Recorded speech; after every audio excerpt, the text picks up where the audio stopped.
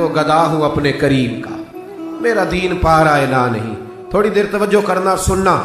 وفاداری جو ہوتی ہے نا تھوڑی دیر کی، دیکھو نا حضرت بلال نے وفا کی تھی. یہاں کیا حال کرتے ہیں ہم لوگ کارکنوں کا. میں اکثر یہ روتا ہوں. میں کہتا ہوں جب تک تو پیر صاحب کے آستانے پہ جھاڑو دیتا ہے تب تک تو وہ بڑا وفادار مرید ہوتا ہے. اگر اس پہ قرضے چڑھ جائیں تو پیر صاحب کہتے ہیں اس کا ذاتی معاملہ ہے. جب تک وہ اپنے ہاتھوں سے سیاستدان کے اشتہار لگا رہا ہوتا ہے تب تک وہ کارکن ہوتا ہے، کارکن. اور جب وہ کہیں الجھ جائے تو کہتے ہیں میں اس کے ذاتی معاملے میں نہیں. یہ ذاتی معاملہ کیا ہوتا ہے؟ جب تیرے اشتہار لگا رہا تھا سیاستدان کے تب ذاتی معاملہ نہیں تھا. جب کسی کو ضرورت پڑ گئی تو اب معاملہ ذاتی ہو گیا. پیار کرنا پڑے کچھ دینا پڑے تو پھر بھاگ گئے، بفر گئے. اور لوگوں کے پاس جب دولت آتی ہے تو رنگ ہی بدل جاتے ہیں. جب اقتدار ملتا ہے تو انداز ہی بدل جاتے ہیں. جب اتوار کچھ اور ہوتے ہیں تو لوگوں کے طریقے بدل جاتے ہیں. اس لیے کہ رشتہ ضرورت کا بنا لیا ہم نے. سیدنا بلال نے بڑی مار کھائی تھی. کوئی بتائے حضرت بلال کو گورنری کا لالچ تھا؟ حضرت بلال حبشی کو کیا لالچ؟ بڑی مار کھائی. اور یارو بڑی ساری کھائی. ایک تو وہ مار ہے نا جو عبداللہ بن جدان مارتا تھا، امیہ بن خلف مارتا تھا، ایک تو وہ ہے. اور حضرت بلال جب دروازہ رسول پہ آئے تو بخاری مسلم میں موجود ہے، حضرت بلال نبی پاک کے مہمان آتے تھے تو خود قرضہ اٹھا کے لاتے تھے.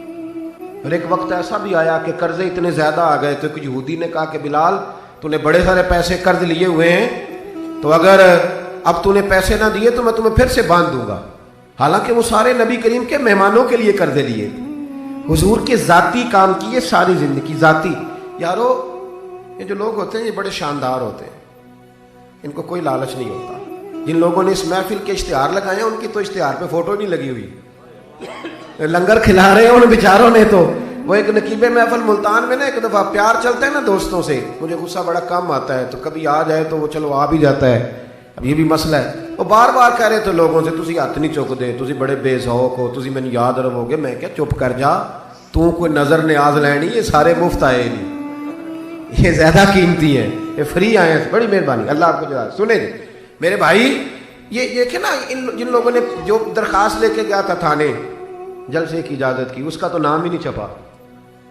لیکن یہ لوگ بڑے قیمتی ہوتے ہیں. ہم کرتے یہ ہیں کہ ان کو نا ہم ضائع کر دیتے ہیں. چاہیے اب ہماری مسجد میں جب محفل میلاد ہوتی ہے تو جس نے 1.5 لاکھ دیا نا وہ اسٹیج پہ بیٹھا ہے، اور جس نے سارا سال مسجد میں جھاڑو دیا اس کو میلاد والے دن کسی نے پوچھا ہی نہیں. حالانکہ اس بندے کی صدارت میں جلسہ ہونا چاہیے تھا جو روزانہ مسجد میں جھاڑو دیتا ہے. اس کی صدارت ہونی چاہیے تھی تاکہ پتہ چلے کہ رسول اللہ کے غلام میلاد کے موسم میں غریبوں کو عزت عطا کرتے ہیں. لیکن ہم نکل جاتے ہیں، ہمارا ماحول نہیں، مزاج نہیں. حضرت بلال نے نوکری کی، سارا دن نبی کریم کے کام کرتے، سارا دن. تھوڑا سا ٹائم بچ جاتا نا، کہتے حضور کوئی حکم تو نہیں؟ ملا رومی نے لکھا ہے کوئی حکم تو نہیں؟ حضور فرماتے نہیں سارے کام ہو گئے. حضور میں تھوڑی دیر کے لیے جاؤں؟ جائیں. 1 دن بھی، 2 دن بھی، 3 دن بھی. حضرت انس بن مالک کہتے ایک دن میں نے پوچھ لیا، میں نے کہا حضور یہ بلال چھٹی لے کے جاتے کہاں ہیں؟ شادی تو کی کوئی نہیں تھی ابھی، گھر تو تھا نہیں، تو یہ جو آ کے کہتے ہیں کوئی کام تو نہیں میں جاؤں؟ تو محبوب نے فرمایا جب یہ مجھ سے پوچھ کے جاتا ہے نا کوئی کام تو نہیں جاؤں، تو پھر سیدھا سیدہ فاطمہ کے گھر جاتا ہے. تھوڑی دیر بیٹھے دی، اللہ آپ کو جزا ہے، تشریف رکھیں.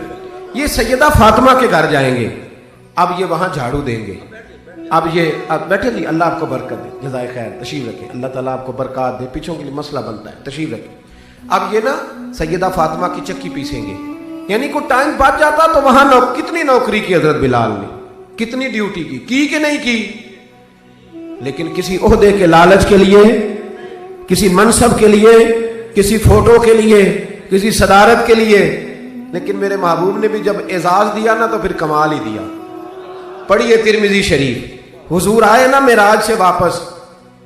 میں جلسے سے دیر سے جاتا ہوں نا تو میری ایک بیٹی ہے، وہ جب میں نکلنے لگتا ہوں کہتی ہے آج دیر سے آئے تو دروازہ نہیں کھولنا. روز ہی دیر سے آتے ہیں، تو جب رات کو جاتا ہوں تو سب سے پہلے وہی کھولتی ہے.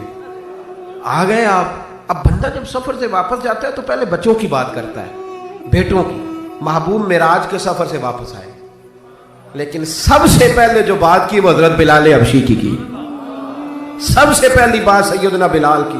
مجمع میں بٹھا کے، مجمع میں حضرت بلال کو مجمع میں بٹھا کے فرمایا کیا عمل کرتا ہے بھئی تو بلال؟ عرض کی حضور کیا ہوا؟ فرمایا بتا کیا کرتے ہو، کون سا عمل ہے جو زیادہ کرتے ہو؟ کہا حضور حکم کریں۔ تو محبوب فرمانے لگے جب میں جنت میں گیا ہوں نا معراج کی رات، تو میں نے وہاں تیرے قدموں کی آواز سنی ہے۔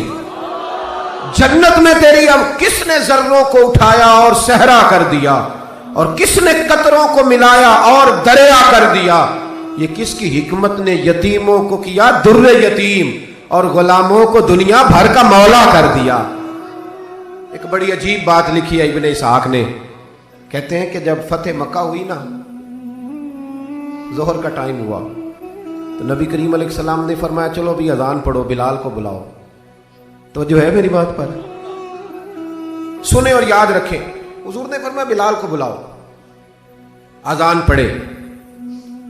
تو ایک شخص نے حضور کے کان میں مشورہ دیا کہ یا رسول اللہ صلی اللہ علیہ وسلم، کافر تو پہلے ہی سارے جل گئے، مر گئے، فتح مکہ ہے، تو کچھ لوگ حضرت بلال کے بڑے دشمن ہیں، تو یا رسول اللہ صلی اللہ علیہ وسلم بلال یہ ہمیشہ پڑھتا ہے، وہی پڑھیں گے، تو آج نہ کسی اور کی ڈیوٹی نہ لگائیں اذان پڑھنے کی، فتح مکہ کا موقع ہے، چلو کوئی اور پڑھ دے۔ یہ روٹین میں جب پروگرام ہوتے ہیں تو تب تو مقررہ امام بھی نہیں نا جماعت کراتا، چلے کوئی بزرگ آئے ہیں وہ کرا دیں، آج موقع ہے، بری بھی بات کوئی نہیں۔ جس نے مشورہ دیا خلوص کے ساتھ دیا، حضور کوئی اور نہ آج پڑھ دے۔ لیکن میرے محبوب نے جو جواب دیا وہ بڑا قیمتی تھا۔ محبوب کریم فرمانے لگے جب پتھر کھانے پڑے تو تب تو بلال پڑھے، اور جب بدر اور احد میں تلواریں چمکے تو تب تو بلال پڑھے، اور فرمایا جب بھوک کاٹنی پڑے تب تو اذان بلال پڑھے، اور آج اللہ شانے عطا کرے تو کوئی اور پڑھے۔